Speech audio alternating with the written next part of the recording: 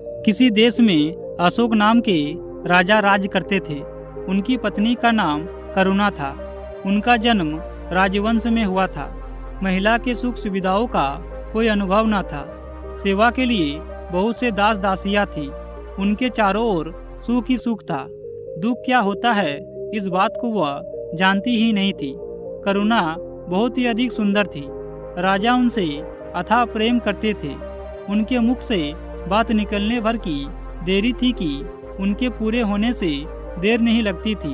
एक दिन की बात है। दिसंबर का महीना था। कड़कड़ाटी ठंड पड़ रही थी। एक दिन रानी ने वरना नदी में स्नान करने का निश्चय किया।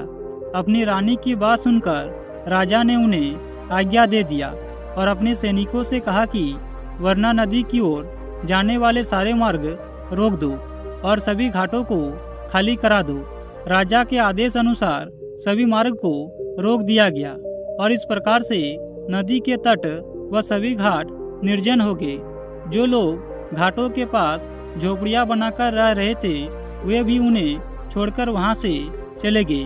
अब वहां केवल पंछियों का कलरव सुनाई दे रहा था। तभी रानी अपनी सखियों के साथ घाट पर पहुंची। अब वरुणा नदी के तट पर उनका हास प्रयास गूंजने लगा।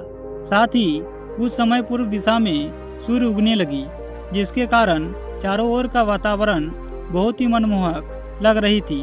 राजा ने अपनी सखियों के साथ नदी की झिलमिल करती धारा में स्नान किया, परंतु पानी बहुत ही ठंड था। ठंड पानी में स्नान करने के कारण रानी पूरी तरह ठिठुर गई और थर-थर कांपने लगी। कपकपाते होठों से उन्होंने अपने सखियों से कहा कि मैं ठंड से मरी जा रही हूँ। तुम सब जल्दी आग लगाओ और मेरे प्राण को बचाओ। तभी रानी की आज्ञा पाकर सखिया पास के जंगल से लकड़ियाँ लाने जाने लगी। तभी रानी ने कहा कि अरे तुम इतनी दूर कहाँ जा रही हो? देखो पास ही फूस की बहुत ही झोपड़ियाँ है।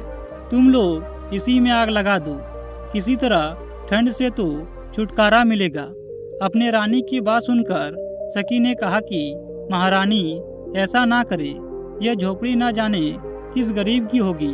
इनमें न जाने कौन सन्यासी रहता होगा। झोपड़ी के जलने से वह निराश्रय हो जाएगा और इस ठंड से वह बेचारा कहाँ जाएगा। तभी दासी की बात सुनकर रानी को क्रोध आ गया और वह चिल्लाकर बोली, दूर हो जाओ यहाँ से। फूस की इस पुरानी झोपड़ी की तुम्हें इतनी चिंता है और अपनी महारानी कुछ भी नहीं है।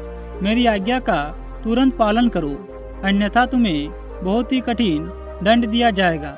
इस प्रकार से रानी की हट देखकर सखिया ने झोपड़ी में आग लगा दी। आग लगते ही झोपड़ियाँ धू धू कर जल उठी और आग की लपटें आकाश छूने लगी। नदी के किनारे पेड़ों पर बैठे हुए पंछी कोलाहल करते हुए आकाश में उड़ गए। आग की चिंगारियाँ एक झोपड़ी से दूसरी झोपड़ी पर गिरने लगी और इस प्रकार से चारों ओर आग फैल गई। थोड़ी ही देर में घाट की सभी झोपड़ियाँ जलकर राख हो गई। ठंड से कांपती रानी को आग की लपटें की गर्मी बहुत अच्छी लगी और वह आग ताप कर अपनी सखियों के साथ हास प्रयास करती हुई राजमहल में लौट आई।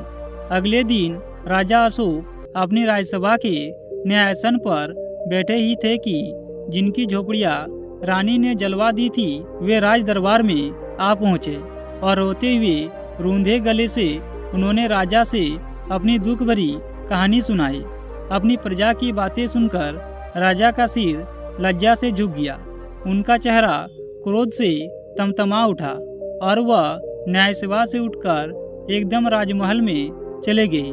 वहां जाने के बाद राजा अत्यंत क्रोधित स्वर में कहा, रानी तुमने निर्दोष दीन दुखियों के घर जला दिए।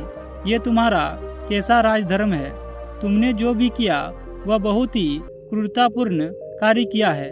राजा की बात सुनते ही रानी रूठकर बोली, उन फूस की पुरानी टूटी फूटी झोपड़ियों को आप घर कह रहे हैं। उनके न रहने से किसी को क्या हानि हो सकती है, और अगर हो भी तो कितनी होगी।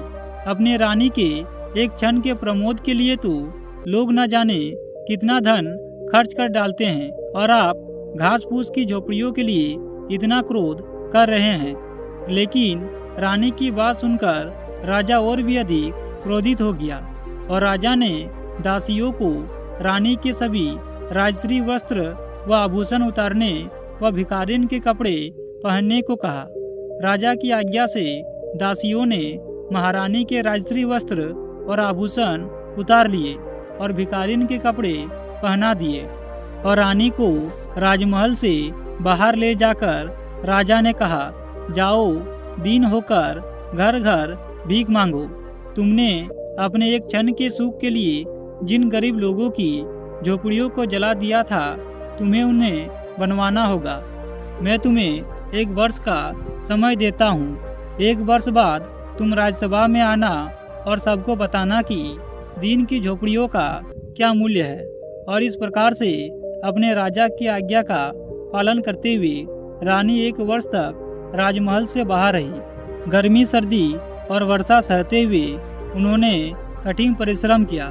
तब जाकर पूरे 1 वर्ष में वो झोपड़ियाँ बनाकर तैयार हुई।